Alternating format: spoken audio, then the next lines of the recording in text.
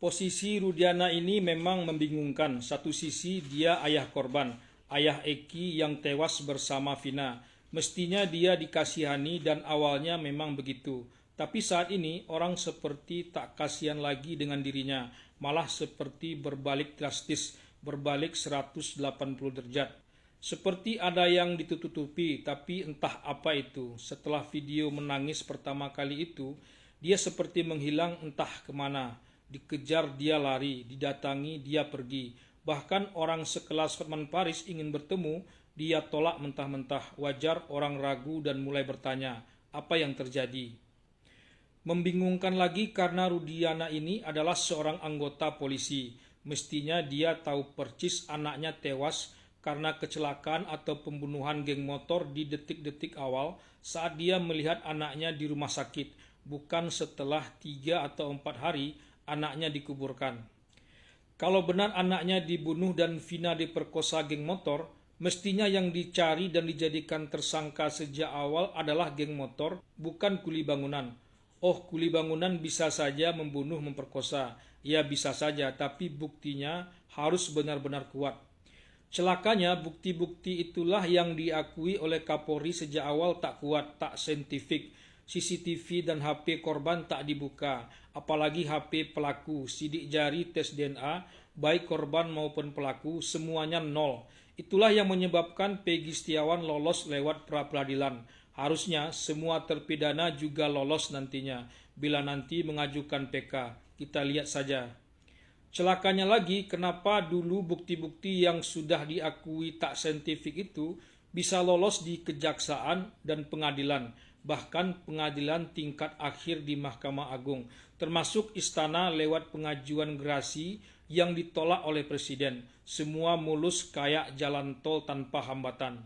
Total 11 orang pelaku, 8 orang ditangkap dan akhirnya dihukum seumur hidup, kecuali 1 orang masih di bawah umur. 3 orang DPO, 1 DPO ditangkap lalu bebas lewat pra-peradilan. 2 DPO dianggap fiktif, mustahil. Sebagai anggota polisi, kuli bangunan ini tak diketahui oleh Rudiana. Kalau benar-benar tak diketahui saat itu, saat ini mestinya sudah diketahui. Saksi-saksi kunci sebagian besar sudah memberitahu yang sebenarnya. Intinya, mereka bukanlah pelaku yang sebenarnya. Mestinya seperti kata Deddy Mulyadi, Rudiana justru berterima kasih atas pengakuan mereka. Kalau benar mereka bukanlah pelaku. Seperti keluarga Vina yang juga korban dalam kasus ini berterima kasih atas pengakuan Dede baru-baru ini. Kalau mereka bukan pelaku, lalu siapa pelakunya? Inilah pertanyaan standar dari orang yang memang mencari kebenaran hakiki dan keadilan. Bukan malah mengancam Dede dan kekeh betul bahwa terpidana itu adalah pelakunya. Bergeming dengan bukti-bukti dan perkembangan terbaru yang sekarang mengemuka. Tak tanggung-tanggung 60 pengacara disiapkan untuk menggugat Dede. Padahal Rudiana ini masih anggota polisi aktif. Kalau memang dia merasa tak bersalah dan berada di jalan yang benar, buat apa pula takut dengan pengakuan Dede itu? Apalagi institusinya tak pula menganggapnya bersalah. Ini pula yang membingungkan. Kenapa pula tak institusinya yang membela Rudiana? Kenapa harus turun 60 pengacara itu? Seperti kata Farhad Abbas, siapa yang akan membayar pengacara itu?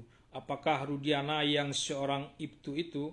Kalau Sambo atau Teddy Minahasa, orang mungkin maklum. Selama ini kami diam, saat ini kami mulai melawan, kata salah seorang pengacara Rudiana. Kata-kata itu sepertinya tak relevan dalam rangka mencari kebenaran dan keadilan. Agaknya semua pihak akan menunggu hasil sidang PK Saka Tatal yang dimulai hari ini.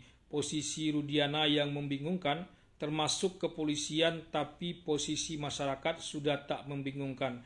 Masyarakat sudah bisa menyimpulkan sendiri-sendiri. Langit belum runtuh, hukum mestinya bisa lebih tegak dan kokoh berdiri lagi.